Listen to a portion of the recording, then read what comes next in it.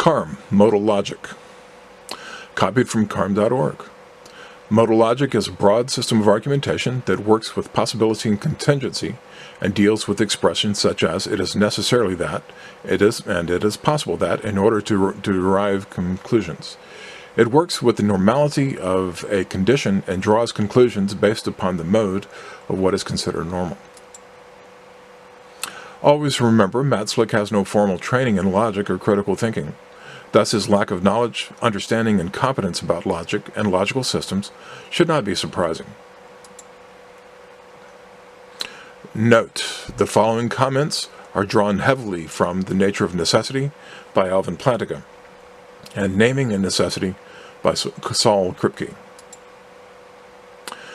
Modal logic is particularly problematic for presuppositional apologists, which Matzlick is. Modal logic deals with notions of necessity, contingency, possibility, and compatibility.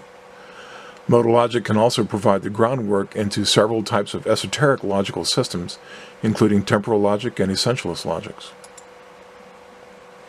When one begins to study logic, the study begins with first-order propositional logic. First-order logic is bivalence logic. This means there are only two values, true, false, on, off, 1 or 0. Just as geometry has superseded its two-dimensional roots, so also logical systems have superseded its bivalence roots. Modal logic is one of many multivalence or many-valued logical systems. There have been many different modal systems developed.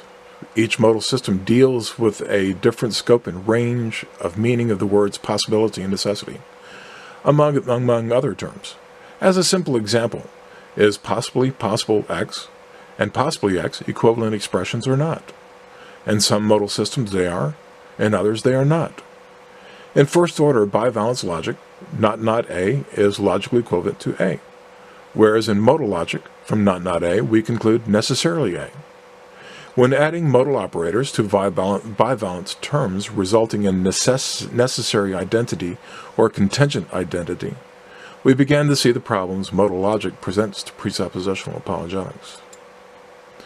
Modal logical systems, like all logical systems, have their functions, scope, and range of meaning determined by a metalogical structure. The metalogical structure provides logical propositions a logical context. Any logical system must meet the requirements of consistency, completeness, and rigor, among other requirements, to be a legitimate logical system. Obviously, from these examples, we can see that, from CARM, A is identical to A, or A contradiction occurs when two or more different statements on a topic cannot both be true at the same time in the same sense, can no longer be an adequate expression of logical functions of identity or contradiction.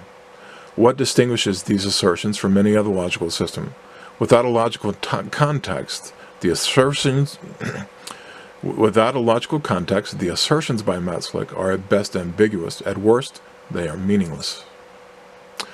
Clearly, when presuppositional apologists attempt to use logic, they need to provide much more than simply saying A is identical to A, or a contradiction occurs when two or more different statements on a topic cannot both be true at the same time in the same sense.